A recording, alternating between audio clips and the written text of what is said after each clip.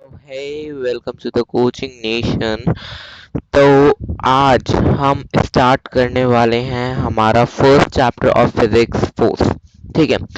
तो बेसिकली ठीक है, हम लोग आईसीएससी का जो है वो टॉपिक कवर करेंगे और next 10 days of the June में हम लोग ट्राई करेंगे कि हर बुक से एक एक चैप्टर की वीडियो आ चुके हो। ठीक है। वैसे तो आज हम ट्राई करेंगे कि हम लोग फिजिक्स केमिस्ट्री और बायो तीनों से एक एक चैप्टर करके वीडियो अपलोड कर दे। If it is not possible tomorrow हम लोग साइंस को पक्का कंप्लीट करके वीडियो अपलोड कर देंगे। ठीक है। अब हम लोग स्टार्ट करते हैं। बेसिकली ये चैप्टर होता क्या है एकदम अच्छे तरीके से। ठीक है। ये जो सामने पीडीएफ खोली हुई दिख रही है वो बस इसलिए है कि सामने कुछ होना चाहिए। ठीक है। वरना इस पीडीएफ खोलने की कोई ज़रूरत नहीं है, कुछ बोरिंग ना लगे इसलिए हम लोगों ने ये पीडीएफ सामने खोला हुआ है। अब if we are talking about the force, how can you define a force? You can simply define a force by saying that it is a push or pull on object. आप किसी भी object पर push या पुल करते हैं तो उसे क्या कहते हैं आप? ऑब्वियसली आप उसे फोर्स का नाम देंगे कि भाई पुश हो रहा है, पुल हो रहा है एक बॉडी पर, it is known as force. ठीक है। अब बेसिकली जब हम किसी भी ऑब्जेक्ट पर फोर्स लगाते हैं तो उस ऑब्जेक्ट पर मोशन क्रिएट होता है। क्या क्रिएट होता है? मोशन क्रिएट होता है। अब ये मोशन क्या होता है? मोशन मतलब एक चीज जो प्रोड्यूस होती है जब फोर्स लगाया जाए। ठीक है। एक मूवमेंट जनरेट होता है आफ्टर अप्लाइंग द फोर्स। ठीक है। तो बेसिकली होते हैं 7, but we need to study only 2 in our syllabus. तो कौन से 2 हैं जो हमें पढ़ने हैं? इट्स अ ट्रांसलेशनल मोशन और रोटेशनल मोशन। ठीक है। ट्रांसलेशन मोशन आप क्या कहते हैं? ट्रांसलेशनल मोशन का मतलब ये होता है कि आप जिस डायरेक्शन में बॉडी के ऊपर फोर्स लगाएंगे उस डायरेक्शन में वो बॉडी आगे बढ़ेगी। अगर आप यहाँ इस बॉडी पे नीचे से फोर्स लगाएंगे तो ये बॉडी ऊपर चलेगी। ठीक है। जिस डायरेक्शन से लगाओगे उस डायरेक्शन पे बॉडी चलेगी। इट इज लीनियर और ट्रांसलेशनल मोशन। अगर हमें इसका डिफाइन लिखना है, यू कैन सिंपली राइट कि when a force acts on a body it moves in the direction of the force applied। ठीक है। सिंपल सा, एक लाइन में खत्म। अब आगे बढ़ते हुए है रोटेशनल मोशन। रोटेशनल मोशन मतलब a body is pivoted from a point and when the force is applied it moves around the pivoted point। यानी कि एक pivoted point है, जैसे कि इस बॉडी पर एक pivoted point है। फोर्स जब दिया जा रहा है इस बॉडी पर तब वो पूरी बॉडी इस पाइवेटेड पॉइंट के अराउंड जो है वो घूम रही है until the another force is applied to stop it। ठीक है। तो ये होता है रोटेशनल मोशन। एक बॉडी जब पाइवेटेड होती है आप उसके वो फोर्स डालते हो, रोटेशनल मोशन प्रोड्यूस होता है। क्यों? क्योंकि वो बॉडी रोटेट करती है, सर्कुलर पाथ में घूमती है, इसलिए उसे रोटेशनल का दर्जा दिया गया है। ठीक है। वही चीज अब आगे चलते हैं टॉर्क में। टॉर्क में और रोटेशनल ऑफ मूवमेंट में कोई अंतर नहीं है। जब रोटेशनल मोशन एक बॉडी में प्रोड्यूस होगा तब उसे कहोगे टॉर्क। ठीक है। टॉर्क क्या होता है? टॉर्क होगा आपका फोर्स इनटू परपेंडिकुलर डिस्टेंस। मतलब आप जितना फोर्स लगाओगे उतना जो है उतना तेजी से वो घूमेगा। और फोर्स जो है it also depends upon perpendicular distance. देखो अब फोर्स का ये फॉर्मूला, ये हमने टॉर्क का फॉर्मूला देखा, टॉर्क का ये पता चला कि जब एक टर्निंग इफेक्ट रोटेशनल मोशन एक बॉडी में प्रोड्यूस होता है तो उसे क्या कहते हैं? आप टॉर्क कहते हैं। अब टॉर्क के क्या है? 2 फैक्टर्स होते हैं। एक होता है उसका मैग्नीट्यूड ऑफ फोर्स अप्लाइड, एक होता है उसका डिस्टेंस ऑफ लाइन। ये थोड़ा समझने में अजीब होगा। मैग्नीट्यूड ऑफ फोर्स मतलब तो आसान है कि भाई जितना फोर्स लगाओगे उतना फोर्स चलेगा। डिस्टेंस ऑफ लाइन क्या होता है? मान लिया जाए कि एक रोटेशनल मोशन है, फाइन, या मानते हैं एक सिंपल सा एक डोर का एग्जांपल लेते हैं कि ये एक सिंपल सा डोर है। ठीक है। जब हम अपने घरों के डोर्स के ऊपर नजर दौड़ाते हैं तो डोर्स कैसे होते हैं? इनबिल्ट ऐसे रहते हैं डोर्स। ठीक है। और उनका एक साइड वो पाइवेटेड होता है, एक साइड उनके पास डोर लॉक होता है। तब अगर हम बात करें यहाँ पर फोर्स लगाने के लिए तो आप फोर्स कहाँ से लगाएंगे? अगर आप फोर्स लगाते हैं जहाँ पे उसका डोर लॉक होता है तो अमाउंट ऑफ फोर्स क्या होती है? वेरी मच लेस होगी भाई, क्योंकि और डोर जो है इजिली ओपन हो जाएगा। बट उसी के अपोजिट अगर पाइवेटेड पॉइंट पर आप फोर्स लगाओगे तो जो अमाउंट ऑफ फोर्स है वो ज्यादा लगेगा, या फिर एकदम ही पाइवेटेड पॉइंट पे लगाओगे तो फोर्स तो भाई ज्यादा होगा ही होगा। ठीक है, या मैं एकदम पाइवेटेड पॉइंट की बात कर रहा हूँ, फोर्स ज्यादा होगा और दरवाजा जो है वो खुलने के चांसेस कम रहेंगे।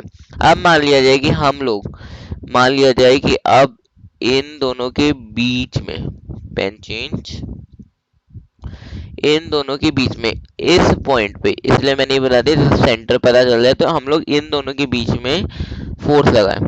तो जब हम इन दोनों के बीच में जो फोर्स अप्लाई करेंगे उसमें क्या होगा कि उसका फोर्स होगा ना ही ज्यादा ना ही कम, फोर्स होगा मॉडरेट, यानी कि थोड़ा सा ज्यादा फोर्स होगा। यहाँ पे आप लिख सकते हैं लिटिल मोर, यहाँ पे मैं इसको दे रहा हूँ ना मॉडरेट। ठीक है, आपको लिटिल मोर ही लिखना है। ठीक है, तो ये चीज होता है कि वो डिस्टेंस पे डिपेंड करता है। क्या है कि ना फोर्स और परपेंडिकुलर डिस्टेंस एक दूसरे के इनवर्सली प्रोपोर्शनल है। ठीक है, अगर फोर्स ज्यादा होगा तो इनडायरेक्ट वो परपेंडिकुलर डिस्टेंस कम होगा, अगर फोर्स कम होगा तो इनडायरेक्ट परपेंडिकुलर डिस्टेंस जो है वो ज्यादा होगा। ठीक है, तो ये है इनडायरेक्टली प्रोपोर्शनल का मतलब। अब आगे बढ़ते हुए डिस्कस करते हैं नाउ कि now we have to discuss कि अब देखो ये सब तो हो गया, अब पढ़ते हैं यूनिट ऑफ फोर्स। अभी फोर्स का फॉर्मूला डिस्कस किया, फोर्स का फॉर्मूला क्या होता है हमारा, फोर्स इनटू परपेंडिकुलर डिस्टेंस। और फोर्स का मतलब क्या होता है हमारा, फोर्स का ऐसे यूनिट क्या होता है हमारा, न्यूटन। परपेंडिकुलर डिस्टेंस का होता है मीटर, न्यूटन मीटर। तो एक न्यूटन मीटर को जब आप कन्वर्ट करोगे डाइन सेंटीमीटर में, तो एक न्यूटन में कितना होता है, 10⁵ डाइन्स होते हैं। तो यहाँ पे हो जाएगा 10⁵, है ना, 10⁻9 ये हो जाएगा, इनटू मीटर को सेंटीमीटर में जब चेंज करोगे 10⁻² होगा। टोटल क्या होगा, 10⁻⁷ डाइन सेंटीमीटर। डाइन सेंटीमीटर, ये मैंने स्मॉल में लिखा है, हमें पूरा लिखना है। ठीक है, डाइन सेंटीमीटर डाइन। ठीक है, ये एक मैंने बताया कैसे होता है ये। ठीक है, अब आगे बढ़ते हुए ये चीज है कि अब केजीएफ में कन्वर्ट हो गया तो ये होगा, जीएफ में कन्वर्ट हो गया तो ये होगा, क्योंकि 1 केजीएफ कैसे, क्योंकि यहाँ पे हम लोग केजीएफ को किस में कन्वर्ट करेंगे, न्यूटन में। एक केजीएफ की वैल्यू जो होती है वो 9.8 न्यूटन मीटर होती है। ठीक है, तो केजीएफ को हम लोग न्यूटन में चेंज करेंगे, मीटर मीटर तो मीटर रहेगा, 9.8 न्यूटन मीटर हो गया। हम लोग न्यूटन को क्या कहते हैं, केजीएफ मीटर भी हम लोग कहते हैं, केजीएफ भी हम न्यूटन को कहते हैं। ठीक है, अब केजीएफ को अगर डाइन सेंटीमीटर मतलब अगर उसके सीजीएस यूनिट में निकालना हो तो हम लोग जीएफ इंटू सीएम करेंगे। ठीक है, तो केजीएफ का क्या बन जाएगा, जीएफ मीटर का, सेंटीमीटर 9.8 का 980 डाइन हो जाएगा, क्योंकि एक जीएफ में 980 रहता है और सेंटीमीटर जो है वो सेंटीमीटर में नॉर्मली रहेगा। इससे होता है आपका ये। ठीक है, अब अगर इसको बात करें भाई डिराइव कैसे हुआ ये 1 जीएफ वाला, तो 9.8 तो रहेगा भाई आपका 1 केजीएफ की वैल्यू, जो आपका जीएफ में चेंज होगी इन 200 सेंटीमीटर। तो ये क्या हो गया, 989 सेंटीमीटर हो गया। ठीक है, अब आगे बढ़ते हैं इनके मूवमेंट्स के बारे में। अब इनके मूवमेंट्स होते हैं दो, एक होते हैं क्लॉकवाइज मूवमेंट, एक होते हैं एंटी क्लॉकवाइज मूवमेंट।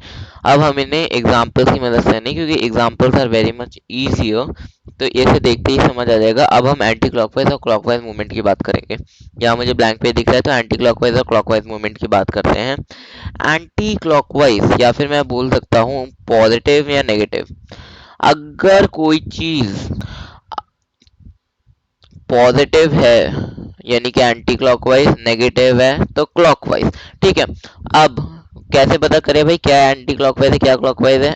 मान लिया जाए कि ये एक स्केल है, ठीक है, ये मैंने इसलिए बड़ा कर दिया, ये स्केल है, इट इज अ फलक्रम, और यू में से कि भाई ये इसका पाइवेटेड पॉइंट है। ठीक है, मैंने इसे थोड़ा बड़ा करके दिखा दिया। मान लो कि तुम फोर्स यहाँ लगा रहे हो, डायरेक्शन क्या होगा, ऐसे ऐसे ऐसे चलेगा। ये है एंटी क्लॉकवाइज डायरेक्शन। ये हो गया क्लॉकवाइज डायरेक्शन जो मैंने अभी दिखाया। अब इसका उल्टा, इसका रिवर्स, ऐसे ऐसे ऐसे और यहाँ इस तरफ से, ये हो गया आपका एंटी क्लॉकवाइज। ठीक है, तो बेसिकली यही चीज होता है कि भाई जहां पर आपका एंटी क्लॉकवाइज मूवमेंट प्रोड्यूस कर दिया, ये आपका एंटी क्लॉकवाइज हो गया। जहां आपका एक क्लॉकवाइज मूवमेंट प्रोड्यूस किया वो आपका क्लॉकवाइज हो गया। ठीक है, अब आते हैं हम लोग कपल के ऊपर। कपल क्या होता है? कपल में मैं इसकी डेफिनेशन को डिस्कस करूंगा क्योंकि इसके आगे का सब सेम है कपल में। ठीक है, फिर इक्विलिब्रियम में हम लोग डायरेक्ट आएंगे। जहाँ हम लोग कपल की बात करते हैं, सो द कपल इज कि भाई दो फोर्सेस हैं, दो फोर्सेस लगती हैं। ये दो फोर्सेस हैं, एक बॉडी पर लगेगी। किस पर लगेगी? एक बॉडी में। ठीक है, बट क्या वो एक डायरेक्शन में लगेगी? नहीं, अपोजिट डायरेक्शन में वो फोर्स लगेगी। तो that is actually known as couple. यहाँ पे तीन चीजों को मेंशन करना जरूरी है। दो इक्वल फोर्सेस एक बॉडी पे लग रही है अपोजिट डायरेक्शन में, it is known as your couple. अब अगर मैं कपल को डेमोन्स्ट्रेट करूँ तो कैसे? एक बात बताओ कि जब ये मान लिया जाए ये एक स्केल है, तुम इस स्केल पे यहाँ पे फोर्स डालोगे और एक नीचे फोर्स डालोगे, तब इस तब ये क्या हो गया? एक anti clockwise direction movement produce कर रहा है। लेकिन हमने कपल में एंटी क्लॉकवाइज डायरेक्शन मूवमेंट नहीं पढ़ना है, इसको तो मैंने बस ऐसे ही बता दिया कि एंटी क्लॉकवाइज है। क्या होगा? तुम इसको अगर ऐसे करोगे तो ये मैं पेन का कलर चेंज करके बताता हूँ, थोड़ा डिफरेंट लगेगा। यहाँ से फोर्स दिया, यहाँ से फोर्स दिया, ये ऐसे आ गया। मतलब अगर मैं मान लूँ तो ये ऐसे आ गया। मतलब अभी भी फोर्स आप यहाँ पर दे रहे हो, एक फोर्स यहाँ पे दे रहे हो, जिसके कारण वो सीधा हो जाएगा। ठीक है, वही चीज है इसमें। कपल कपल में क्या हो रहा है? दो फोर्सेस, एक फोर्स ये लग रहा है, एक फोर्स ये लग रहा है, बॉडी भी एक है। कैसे लग रहा है? अपोजिट लग रहा है।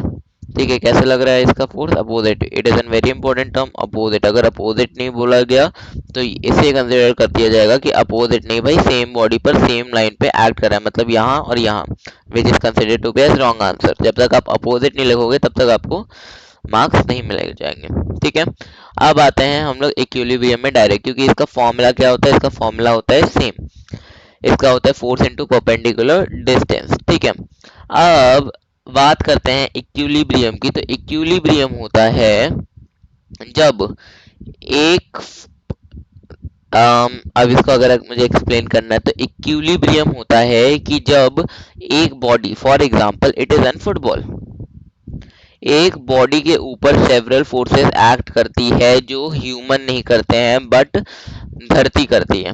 ठीक है, from the earth a number of forces such as frictional, gravitational energies, ये सब क्या होती है? इस एक बॉडी के ऊपर लगती है, बट वो बॉडी अपनी डायरेक्शन को चेंज ना करते हुए अपने ही प्लेस पे रहता है, चाहे वो स्टेट में हो या मोशन में हो। It is known as equilibrium.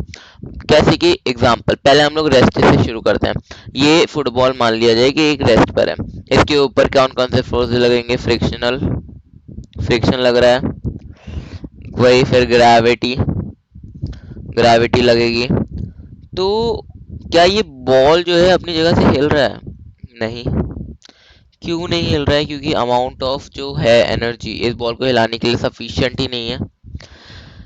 तो इसे कहेंगे हम लोग एक स्टैटिक इक्विलिब्रियम। एक बॉडी रेस्ट पर है, वो मूवमेंट नहीं कर रही है, तो it is known as static equilibrium. जबकि उसमें कितने सारे फोर्स लग रहे हैं, कौन सी फोर्स हमें कैलकुलेट, हमें कौन से फोर्स साथ में लेकर नहीं चल रहे हैं? ह्यूमन फोर्सेस या फिर लिविंग फोर्सेस।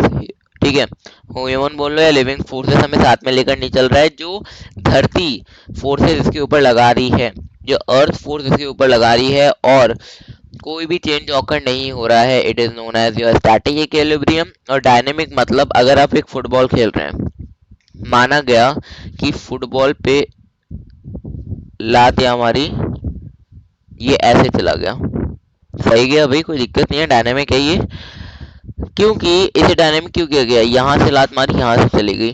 ठीक है, अब अगर इसी की जगह पेन चेंज, यहाँ की जगह यहाँ चली जाती, due to the air coming from that side, माना जाए कि वहां पे अगर एयर आती, बॉल यहाँ से वहां चली जाती, तो it is not known as that during that time dynamic equilibrium, क्योंकि भाई बॉडी एक मोशन में है और बहुत सारे फोर्सेस उसके ऊपर एक्ट करते हैं जैसे ग्रेविटेशनल फोर्स, बट जब तक वो अपना स्टेट चेंज नहीं करेगी, जैसे कि अगर ये सीधा जाएगी तो सीधा ही जाएगी, टेढ़ा मोड़ेगी ही नहीं, that is known as a dynamic equilibrium. ठीक है, अब हम लोग आते हैं, इसका बेस्ट एग्जांपल बताऊं समझने का, तो फैन देख लो। अगर स्टैटिक इक्विलिब्रियम में या डायनेमिक इक्विलिब्रियम में आपको एक एग्जांपल बेस्ट देखना है तो you can see the fan. Fan में क्या होता है कि फैन इज मूविंग, या फिर फैन जो है वो स्टिल रहता है। ठीक है, फैन स्टिल रहता है ड्यू टू विच उसमें एक स्टैटिक इक्विलिब्रियम है, क्योंकि भाई रेस्ट पर होने के बाद भी ना ही वो नीचे गिर पाता है ना ही हवा में उड़ पाता है, नंबर ऑफ फोर्सेस के ऊपर एक्ट करती है लेकिन फिर भी वो कुछ नहीं करता है। इट मींस कि भाई फैन एक स्टैटिक इक्विलिब्रियम है। ठीक है, तो ये स्टैटिक इक्विलिब्रियम का अच्छा फोर्स हो गया। और अगर हम बात करें आपकी एक एरोप्लेन की, तो अगर मैं एरोप्लेन की बात करूँ तो एक बात होता है, एरोप्लेन जब हवा में घूमता है तो जब तक पायलट्स उसकी डायरेक्शन चेंज ना करे तो एयरप्लेन की डायरेक्शन तब तक चेंज नहीं होगी। वही चीज यहाँ पे बताया जा रहा है, एयरप्लेन ऐसे हवा में गिर जाएगा, भाई पायलट की मर्जी से चल रहा है, भाई अपनी मर्जी से वो इस तरफ नहीं घूमेगा, अगर पायलट चाहेगा तभी वो इस तरफ घूमेगा वरना नहीं। ठीक है, ये है डायनेमिक इक्विलिब्रियम, मतलब भाई बॉडी मोशन में है, फोर्सेस उसके ऊपर एक्ट कर रही है लेकिन कोई भी फोर्स उसको अपनी स्टेट से चेंज नहीं करवा पा रहा है, it is known as a dynamic equilibrium. अब हम आते हैं प्रिंसिपल ऑफ मूवमेंट्स पे। ठीक है, which is the final topic for a part. Principal of movements क्या कहता है? प्रिंसिपल ऑफ मूवमेंट्स हमें कहता है कि भाई तुम्हारा जो एंटी क्लॉकवाइज होता है वो हमेशा क्लॉकवाइज के इक्वल रखो। ऐसे कहता है principle of movement, anti clockwise movement को क्लॉकवाइज मूवमेंट के इक्वल रखो। मतलब ये है कि अगर ये एक पर्टिकुलर स्केल पे 90 सेंटीमीटर माना जाए, 90 सेंटीमीटर पे 10 किलो का भार लगा दिया है और यहाँ पर भी 10 सेंटीमीटर 10 किलो का भार लगा दिया है, तो यही चीज सोचो कि जब दोनों जगह इक्वल डिस्टेंस पर हम लोगों ने फोर्सेस अप्लाई किए हैं तो क्या वो अपना डायरेक्शन चेंज करेगा? नहीं, उस समय एंटी क्लॉकवाइज और क्लॉकवाइज डायरेक्शन इक्वल हो जाएगा। It is known as your principle of movements. अब मानना जाए कि हमने इसको एक फोर्स 80 पे रखा है, एक फोर्स 10 पे रखा है, तो ऑब्वियस सी बात है ये दोनों इक्वल नहीं होगा, क्लॉकवाइज मूवमेंट जो है वो जनरेट हो जाएगा। क्यों? क्योंकि इसका भार उसके भार से कुछ ज्यादा ही है, क्योंकि भाई अनइक्वल डिस्टेंस है, plus weight of the other side is also, weight भले इक्वल है लेकिन जब तक उसका डिस्टेंस इक्वल नहीं होगा तब तक इक्वल नहीं होगा एंटी क्लॉकवाइज और क्लॉकवाइज। जहां अनइक्वल हुआ, क्लॉकवाइज या एंटी क्लॉकवाइज में से कोई एक मोशन जो है वो जनरेट हो जाएगा। ठीक है, सो ये हमारा ए पार्ट कंप्लीट हुआ, numericals in our next video. Now अब हम आते हैं बी पार्ट में, centre of gravity. Centre of gravity में एक चीज बतानी है, बस दो चीज, एक तो उसकी डेफिनेशन एक्सप्लेन करनी है और दूसरा एक प्रॉपर लैमिना में क्या होना है। ठीक है, तो सेंटर ऑफ ग्रेविटी होता क्या है? सेंटर ऑफ ग्रेविटी एक चीज का ऐसा पॉइंट होता है जहां पर एक बॉडी का वेट इक्वली डिवाइड होता है, इक्वली जो है क्या हो जाए, डिवाइड हो जाए, it is known as centre of gravity. ठीक है, मतलब सेंटर ऑफ ग्रेविटी क्या होता है, ये मानना जाए भाई ये एक स्केल है, इसका जो पूरा है एक 100 सेंटीमीटर का स्केल में आपने 50 सेंटीमीटर पे इसे होल्ड किया हुआ है। ठीक है, अब आप देखोगे ना ये इस तरफ मुड़ेगा ना ही ये इस तरफ मुड़ेगा, एक स्टेबल, ठीक है, एक स्टेबिलिटी मेंटेन करेगा, मतलब एकदम सीधा रहेगा।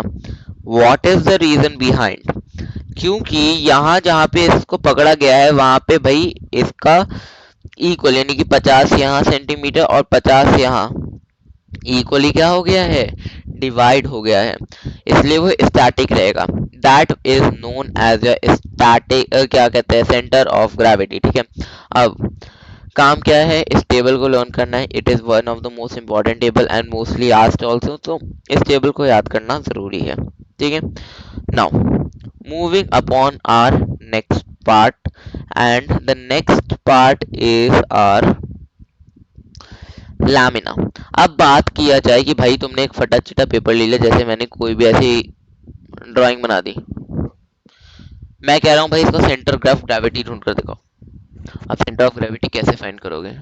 क्वेश्चन तो अराइज्ड है भाई, सेंटर ऑफ ग्रेविटी फाइंड करो तो करो। कैसे फाइंड करोगे इसका? तो क्या करोगे, सिंपल, वहां पे टीचर को बोलोगे टीचर कोई भी 3 पॉइंट लेना है हमको, कहीं से भी 3 पॉइंट ले लो। मैंने ये 3 पॉइंट ले लिए, कहीं से भी, जरूरी नहीं है जो मैंने लिए वही लेना है, कहीं से भी 3 पॉइंट ले लो, क्योंकि भाई फिगर अलग आएगा और तुमको फिगर के अनुसार एक्सप्लेन करना है। कहेगा कि ए, तो तुम्हें क्या कहना है, टीचर हम लोगों को यहाँ से hold it from a point, इसको यहाँ एक जगह से अपने हाथों से होल्ड किया, और उसके बाद भाई ये पेपर थोड़ा इधर हिलेगा, थोड़ा उधर हिलेगा, और उसके बाद इसके परपेंडिकुलर आ जाएगा थोड़ी देर में। जब वो हिलना बंद होगा तो इसके परपेंडिकुलर आ जाएगा टू द ग्राउंड। ठीक है। अब भाई दूसरी साइड से पकड़ा, दूसरी साइड से पकड़ा तो वही चीज देखी कि भाई ये भी एक जगह रुका और परपेंडिकुलर टू द ग्राउंड आ गया।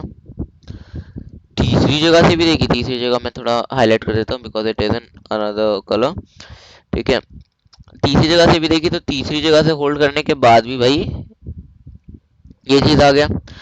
और उसके बाद जब मैंने यहाँ पर जहाँ पे इन 3 पॉइंट ऑफ इंटरसेक्शन हो रहा है, जहाँ पे इन तीनों पॉइंट का मिलाकर इंटरसेक्शन हो रहा है, यहाँ से जब होल्ड किया तब मैंने देखा कि भाई सेंटर ऑफ ग्रेविटी ये है। तो इरेगुलर लैमिना का सेंटर ऑफ ग्रेविटी ऐसे निकाला जाता है, आपको 3 पॉइंट लेने हैं, तीनों पॉइंट से होल्ड करना है। जब वो जब वो पर्टिकुलर लैमिना, कोई भी पर्टिकुलर ऑब्जेक्ट उस पॉइंट, एक पॉइंट पर रुक जाए जो ग्राउंड के परपेंडिकुलर हो, उसको मार्क कर लो, और उसके बाद यही चीज बाकी के 2 पॉइंट के साथ करो। अब क्वेश्चन बनता है कि 3 पॉइंट क्यों लिए? 2 भी ले सकते थे, 5 भी ले सकते थे, 10 भी ले सकते थे, क्यों नहीं लिए? 10 क्यों नहीं लिए, 5 क्यों नहीं लिए? The reason behind is for any human error. You can take maximum 2, भाई 2 लिया हो गया काम, लेकिन 2 के बाद आप जितना भी पॉइंट लोगे it is for human error. अगर आपने 3 लिया, जनरली फॉर ह्यूमन एरर, क्योंकि अगर मान लो इसका पॉइंट ऑफ इंटरसेक्शन यहाँ ना आकर मेरा यहाँ आ गया, गलती से मेरा गलती हो गया कि भाई एक जगह यहाँ एक जगह वहां उल्टा पुल्टा हो गया और यहाँ पर किसी भी तरह आ गया, तो भाई ये आंसर गलत हो जाएगा कि भाई इसका इरेगुलर लैमिना यहाँ पर है। ठीक है। अब बात करते हैं इसको बोला कैसे जाए। भाई मैंने तो बोल दिया, एक रफ लैंग्वेज में बता दिया कि नहीं नहीं ये सब है, अब इसको बोला कैसे जाए। तो अब मैं इसको टाइप कर देता हूँ। तो ये इसका आंसर है प्रॉपर लैंग्वेज में कि take an irregular lamina, make 3 points, hold the first point and the point where it stops perpendicular to the ground, mark it and do it with all the 2 points the same, you will get your answer। ठीक है, ये सब मैंने लिख दिया, मैं इसे description में भी एक बार डाल दूंगा। ठीक है, सो फॉर परफेक्ट नॉलेज। ठीक है, अब हम लोग आगे बढ़ते हैं, हमारा last topic which is our circular motion. Circular motion क्या होता है? सर्कुलर मोशन होता है एक पाइवेटेड पॉइंट के अराउंड बॉडी का घूमना, it is known as circular motion. भाई ये एक पाइवेटेड बॉडी है, इसके अनुसार बॉडी यहाँ से घूम रही है एक यूनिफॉर्म स्पीड पे, it is known as circular motion. For example your fan, आप देखोगे फैन को, तो फैन घूम रहा है एक कांस्टेंट स्पीड पर उसकी डायरेक्शन वैरी कर रही है। ठीक है, डायरेक्शन क्या है, गोल गोल ही घूम रहा है ना, पर वो स्पीड क्या है, constant, it is known as uniform circular motion. अब क्या होता है ना इसमें, इस ये तो हमें यूनिफॉर्म सर्कुलर मोशन समझ आ गया। अब हम देखते हैं direction of velocity at any instant. माना जाए ये 4 डायरेक्शन है, ठीक है, आपने एक पर्टिकुलरली एक सर्कल लिया, उसको आपने घुमाया, ठीक है, उसको आपने जैसे ही घुमाया एक पॉइंट पे वो रुक गई, माना जाए कि वो इस पॉइंट पे रुक गई, तो भाई इस पॉइंट से उसका टेंजेंट वेलोसिटी क्या होगा, सीधा। ठीक है, अब वापस इसको घुमाना शुरू किया और अब ये यहाँ पे रुक गई, तो यहाँ पे इसका टेंजेंट वेलोसिटी क्या होगा, सीधा। अब फिर से घुमाया तो भाई अभी यहाँ रुक गई, तो इसका टेंजेंट वेलोसिटी क्या हो गई, ये ऐसे होगा। यही चीज हमें हम बताना चाह रहा है कि जो टेंजेंट वेलोसिटी होता है, जिस पॉइंट पे स्टॉप होता है उसके सीधा होता है, वो उसके डायरेक्टली क्या होता है, सीधा होता है, तो it is known as a tangent velocity. अब आते हैं कि डिफरेंस क्या है यूनिफॉर्म सर्कुलर मोशन और लीनियर मोशन में। देखो यूनिफॉर्म लीनियर मोशन में क्या होता है ना कि आपकी स्पीड को, जो स्पीड और वेलोसिटी कांस्टेंट रहती है, ठीक है, और एक्सेलरेशन जीरो रहता है, मतलब वह एक्सेलरेट नहीं करता है। और क्या कहते हैं यूनिफॉर्म लीनियर मोशन में ये हो गया। और यूनिफॉर्म सर्कुलर मोशन में वेलोसिटी जो है वो वेरी करती रहती है, स्पीड यूनिफॉर्म रहता है, इसलिए एक एक्सेलरेटेड मोशन है। अगर पूछा जाए कि भाई एक बॉडी अनएक्सेलरेटेड मोशन या एक्सेलरेटेड मोशन में कब आती है, तो ये बता देना है कि स्पीड जो है कांस्टेंट है, वेलोसिटी जो है स्पीड और वेलोसिटी कांस्टेंट है तब अनएक्सेलरेटेड है, और जब क्या कहते हैं वेलोसिटी वेरिएबल और स्पीड कांस्टेंट है तो एक्सेलरेटेड है। अब हम आते हैं सेंट्रीपिटल एंड सेंट्रीफ्यूगल फोर्सेस, हमारा last topic and then it's over. So centripetal force क्या होता है भाई? जो फोर्स अंदर की तरफ लग रहा है, बस सेंट्रीपिटल फोर्स हो गया। मतलब भाई तुम एक मेरी गो राउंड में घूम रहे हो, ठीक है। मेरी गो राउंड में जब तुम घूमते हो तो वो जो है सेंटर में क्या कहते हैं एक रॉड लगाते हैं जिसके अराउंड तुम्हें घुमाया जाता है मेरी गो राउंड में। तो उस सेंटर से, ठीक है, उस सेंटर की मदद से तुम्हें उस मेरी गो राउंड में भाई जा रहा है घुमा, उसे कहते हैं आप सेंट्रीपिटल फोर्स। यानी कि जो फोर्स है वो कहाँ लग रहा है? बीच में लग रहा है, ठीक है। अगर हम इसकी डेफिनेशन देखें तो ये देखेंगे, we have read that in linear motion a force is needed to change the direction of motion और पार्टिकल। अब हम पढ़ेंगे सेंट्रीफ्यूगल एंड सेंट्रीफ्यूगल फोर्स के बारे में। सेंट्रीफ्यूगल फोर्स होता है कि जो फोर्स डायरेक्टेड होता है towards the centre, it is known as centrifugal force. मतलब अगर आप एक मैरी गो राउंड में घूम रहे हो तो उसका क्या होता है, मैरी गो राउंड ऐसे चलती है, बीच में भाई उसका रहता है डंडा, ठीक है। वो क्या करता है, फोर्स क्या करता है, इनर अंदर से अंदर की तरफ लगाता है, it is known as your centripetal force, ठीक है। सेंट्रीफ्यूगल फोर्स क्या होता है? सेंट्रीफ्यूगल फोर्स एक ऐसा फोर्स है जो आपको एक सेंट्रीफ्यूगल फोर्स से दूर ले जाए। माना जाए आप मेरी गो राउंड में घूम रहे हो, तो कभी कभी ऐसा महसूस होता है ना कि कोई चीज आपको पीछे की तरफ खींच रही है, आपको सेंट्रीपिटल फोर्स यानी कि बीच में से हटाना चाहती है, एकदम क्या कि भाई मेरी गो राउंड से गिराना चाहती है। मान लो मेरी गो राउंड घूम रहा है सेंट्रीफ्यूगल फोर्स के कारण, ठीक है, और आपको हटाना चाहती है, तब क्या होगा? उसे कहते हैं सेंट्रीफ्यूगल फोर्स, जो आपको सेंट्रीपिटल फोर्स से दूर ले जाए, ठीक है। लेकिन सेंट्रीफ्यूगल फोर्स को जनरली जो है एक फिक्शियस फोर्स माना जाता है। क्यों माना जाता है? क्योंकि इसका बेसिक रीजन अगर मैं बताऊं, it is not for both, but इसका जो बेसिक रीजन है उसको अगर मैं बताऊं तो it is due to the reaction and action. आपने थर्ड लॉ ऑफ न्यूटन पढ़ा होगा कि एवरी एक्शन और रिएक्शन वाला, तो उसमें क्या है ना, ये वाला लॉ इसमें एप्लीकेबल लग ही नहीं रहा है, तो इसके कारण इसको क्या एप्लीकेबल माना ही नहीं जा रहा है। क्योंकि सेंट्रीफ्यूगल फोर्स में क्या है भाई, कोई एक्शन तो नहीं है, ठीक है, इसमें कोई रिएक्शन नहीं है, इसमें तो सिर्फ एक्शन हो रहा है भाई। ये तो तुम्हें एक झूले से बाहर ले जा रहा है, तो it is your action, but इसका कोई रिएक्शन हो रहा है भाई? इसका कोई रिएक्शन नहीं हो रहा है, ठीक है। तो ये बेसिक है, लेकिन इसे बोर्ड एग्जाम में नहीं लगना है। अगर पूछा जाए कि भाई ये सेंट्रीफ्यूगल फोर्स क्यों है, तो वो इसलिए है क्योंकि जो हमारा, हमें एक एग्जांपल की मदद से इलस्ट्रेट कर देना है, ठीक है। इस एग्जांपल को मैं डिस्क्रिप्शन बॉक्स में डाल दूंगा, ठीक है। आप एक सिंपल लिख सकते हो कि भाई एक मेरी गो राउंड है, मेरी गो राउंड घूम रहा है, सेंट्रीपिटल फोर्स है मेरी गो राउंड के बीच में। तो जैसे ही आपने सेंट्रीपिटल फोर्स रिमूव किया तो क्या होगा कि मेरी गो राउंड तुरंत स्टॉप हो जाएगा। क्या हो जाएगा? तुरंत स्टॉप हो जाएगा, और उस पे एक बॉडी जो बैठी हुई होगी वो क्या टेंजेंटली क्या करेगी, गिर जाएगी। तो it is your centrifugal force कि भाई ये सेंट्रीफ्यूगल फोर्स फिक्शियस फोर्स है, क्योंकि उसका क्या था कि सेंट्रीपिटल फोर्स से दूर ले जाने का काम है, पर भाई सेंट्रीपिटल फोर्स तो हटा दिया, तो सेंट्रीफ्यूगल फोर्स काम ही कैसे करेगा? पर सेंट्रीफ्यूगल फोर्स ने तो यहाँ काम किया, उसने उसे उल्टा फेंक दिया, तो दैट इज वाई उसे एक फिक्शियस फोर्स कहा जाता है। मैं इसका प्रॉपर जो है उसको डिस्क्रिप्शन में दे दूंगा एक रिटन स्टेटमेंट के साथ। तो मुझे दो चीज देनी है, ठीक है। तीसरा चीज होगा एक कोर्स में टेस्ट, जिसमें आपका एक फुल चैप्टर टेस्ट रहेगा। सो बेसिकली हमारी जो ये है एक प्रॉपरली पूरा कंसेप्चुअल हम लोगों ने अच्छे से जो है वो पढ़ लिया।